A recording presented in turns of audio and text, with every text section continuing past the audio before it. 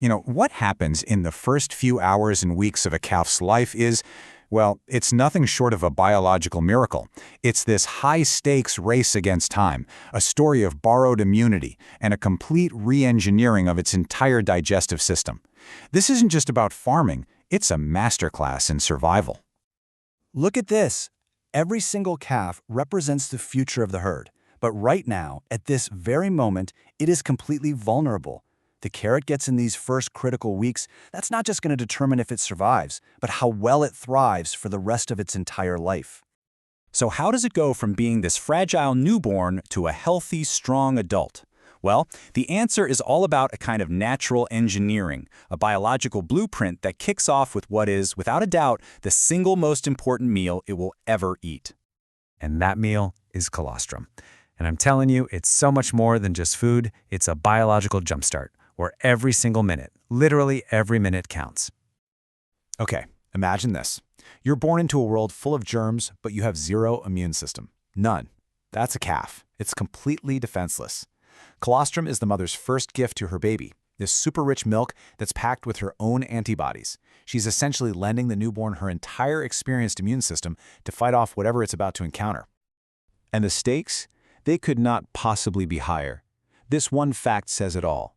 If you get this first meal wrong, the calf is twice as likely to die. It's not just a best practice, it's a matter of life and death. To get it right, there's a really simple framework that people use, the 3 Qs. First, quantity. The calf has to get enough of it. Second, quality. The colostrum has got to be loaded with those antibodies. And third, quickly. And this is the most critical part. A calf's gut is like a sponge for these antibodies, but only for a very, very short time. After just a few hours, that window slams shut, and that life-saving immunity just can't be absorbed anymore. But okay, how do you actually check for that second Q, the quality? You can't just look at it and guess. You gotta use science. This little device, a Brix refractometer, can precisely measure the concentration of antibodies. It takes all the guesswork right out of the equation. And the number it gives you drives the whole decision. A reading over 22%? That's liquid gold, perfect for that critical first feed. But if it's below 18%, nope, it's just not potent enough to do the job. This one simple test tells you immediately if that colostrum has what it takes to protect the calf. All right, so once that immune system is jump-started, the next big challenge begins deep inside the calf itself, building an entirely new digestive engine, basically from the ground up. Here's a wild fact for you. A calf is born with a stomach that works pretty much like ours does. It's a single chamber, great for digesting milk. But to become a cow, it has to build a super complex 4-chambered stomach so it can digest tough stuff like grass. And this incredible transformation isn't automatic. It has to be triggered by what the calf eats. So check this out. If a calf is fed only milk, its rumen, that's the future powerhouse stomach, it just stays small and totally undeveloped. See how smooth the walls are? It's basically a dormant organ, completely useless for digesting any solid food. But when you add some forage, like hay, into its diet, something amazing starts to happen. The coarse fiber is like a workout for the stomach. It stimulates the muscular walls to grow and get stronger. It's the first step in waking this massive organ up. But the real magic, the game changer, is a grain-based starter feed. When the microbes in the rumens start to ferment this grain, they produce these energy-rich compounds that trigger a stunning transformation. The growth of these tiny, finger-like projections called papillae. They completely cover the stomach wall, massively increasing the surface area and turning the rumen into a nutrient-absorbing superengine.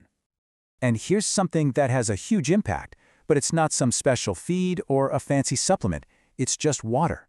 That's right. Just providing fresh, clean water encourages a calf to eat more of that vital starter feed.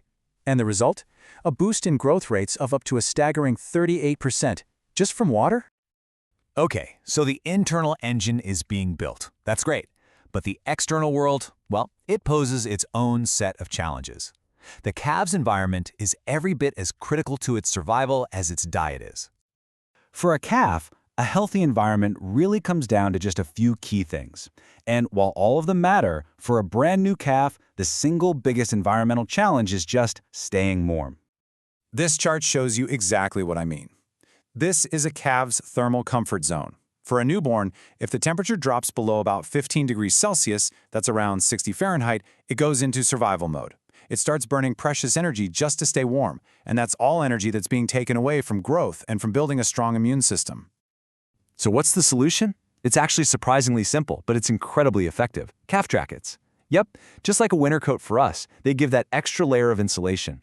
This simple tool helps the calf save all that vital energy so it can focus on growing instead of just trying to survive the cold. And all of this leads us to the final milestone in a calf's first weeks, weaning. This is the carefully managed process of transitioning from a liquid diet to a solid one, making sure the calf can finally thrive all on its own.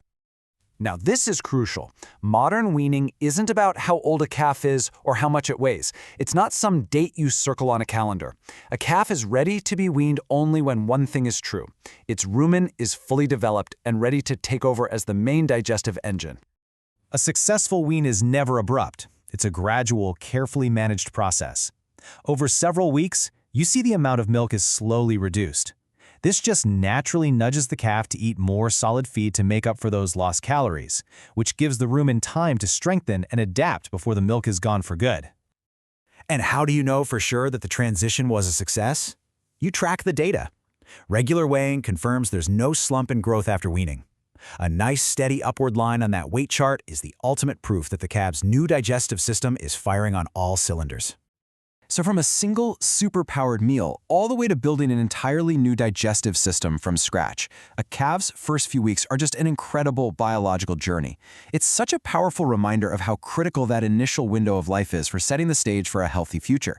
Kind of leaves you with a bigger question, though.